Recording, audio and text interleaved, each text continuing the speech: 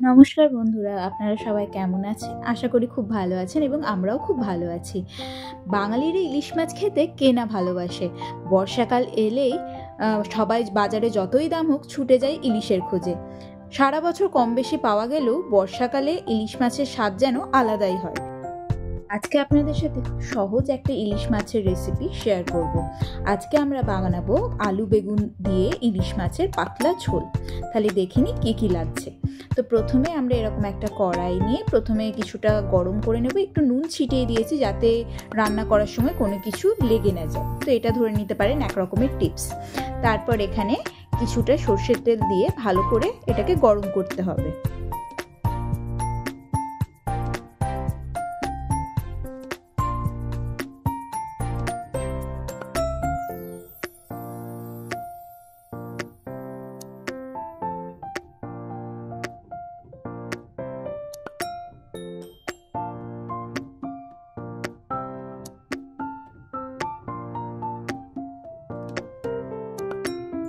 এবারে আমরা প্রথমে ডুমো ডুমো করে কাটা বেগুনটা খুব ভালো করে ভেজে নেব।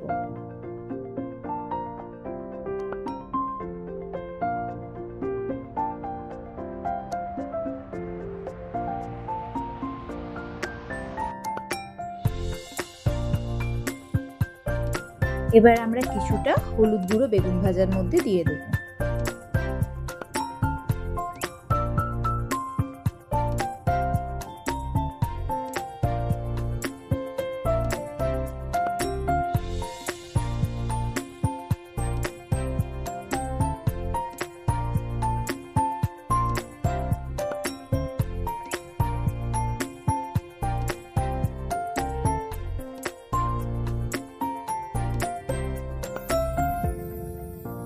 বেগুনটা ভালো করে ভাজা হয়ে গেলে এবার আমরা একটি প্রেসার কুকারে কিছুটা নুন আবার ছিটিয়ে তারপরে কিছুটা সর্ষের তেল দিয়ে ভালো করে এটাকেও গরম করে নিতে হবে।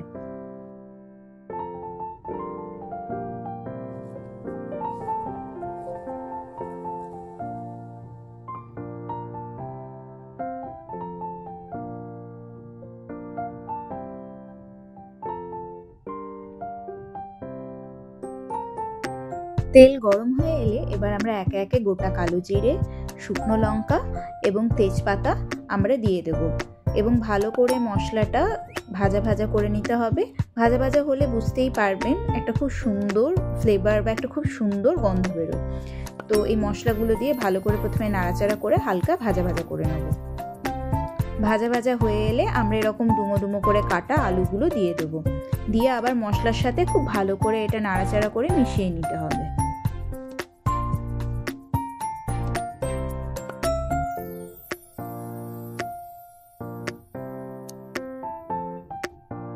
এবার আমরা একে একে হলুদ গুঁড়ো এবং স্বাদ মতো নুন দিয়ে দেবো।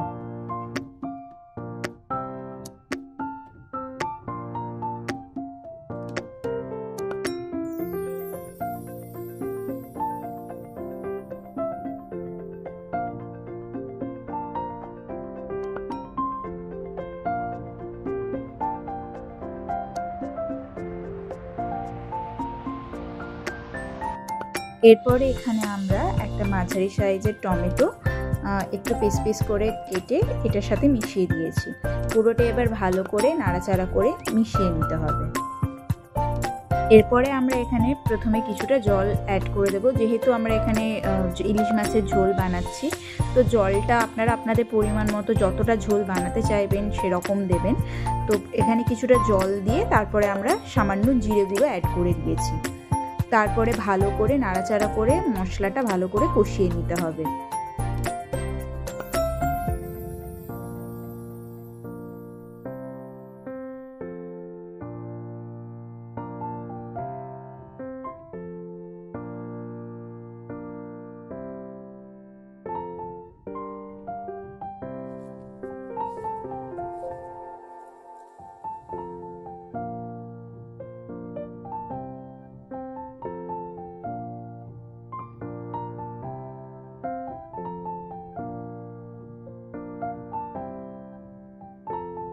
আলু এবং টমেটোটা কিছুটা সেদ্ধ হয়ে গেলে আবার আমরা কিছুটা জল ঢেলে দেবো এবং টমেটোটা ভালো করে খুন্তির সাহায্যে ছোটো ছোটো করে কেটে যাতে একটু ঝোলের স্বাদটাও বাড়ে, তো সেই মতো আমরা করে নেব।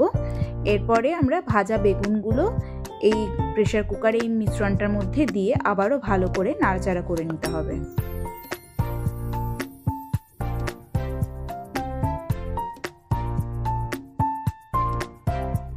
এবার আবারও কিছুটা স্বাদ মতো নুন দিয়ে দিতে হবে। এবার কিছুটা ফুটে এলে আমরা এখানে প্রেসার কুকারের ঢাকনাটা 5 থেকে 10 মিনিটের মতো বন্ধ করে দেব, যাতে পুরোটা ভালো করে কুক হয়ে যায়। এরপরে আমরা একটা কড়াইয়ে আবার কিছুটা সর্ষের তেল দেব।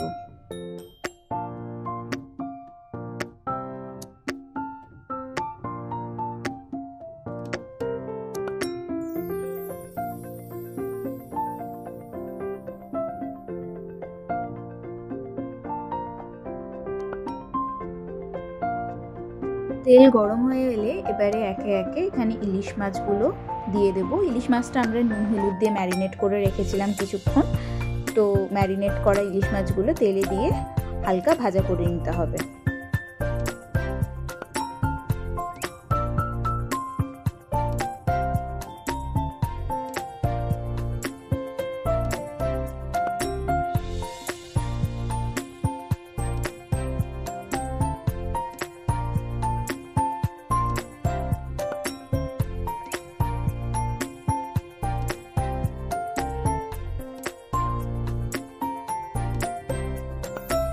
যেহেতু আমরা সকলেই জানি ইলিশ মাছ ভীষণ নরম, তো খুব সাবধানে এপিট এপিট উল্টে আস্তে আস্তে এটাকে ভেজে নিতে হবে।